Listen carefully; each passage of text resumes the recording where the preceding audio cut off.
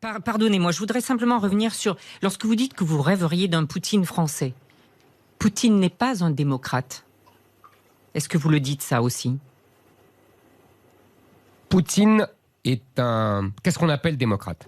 Est-ce qu'on appelle démocrate le fait d'être élu par le peuple ? Le fait de ne pas empoisonner ses opposants. Le fait de ne pas mettre en la presse. prison la presse. Attendez, il y a deux choses.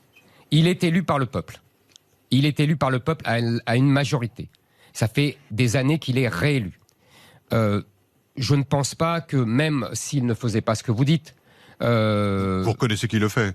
Je n'ai sans doute, si vous le dites, moi je vous crois toujours, vous savez, François Langlais. Il serait quand même réélu. C'est le peuple russe qui décide. Donc, je dirais que c'est un démocrate. Je dirais que c'est un démocrate autoritaire.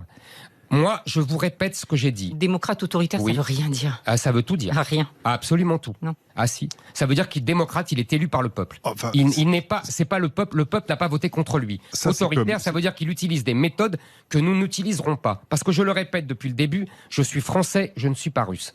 Et donc, la Russie n'a pas la même histoire, ça vous a pas échappé, que les tsars faisaient assassiner leurs opposants dans la cour, à la cour. Ce que ne faisaient pas les rois français. On va pas à chaque fois faire un exposé, juste Éric Zemmour. Mais je vous assure que ça vous serait très utile, Alba Ventura, en l'occurrence. Vous aideriez à armer l'Ukraine. La France le fait, l'Allemagne décide pour la première fois de le faire depuis la fin de la guerre. Est-ce que vous aideriez à armer l'Ukraine ? Je vous répète ce que j'ai dit à Yves Calvi. Moi, je pense que cette montée aux extrêmes est néfaste.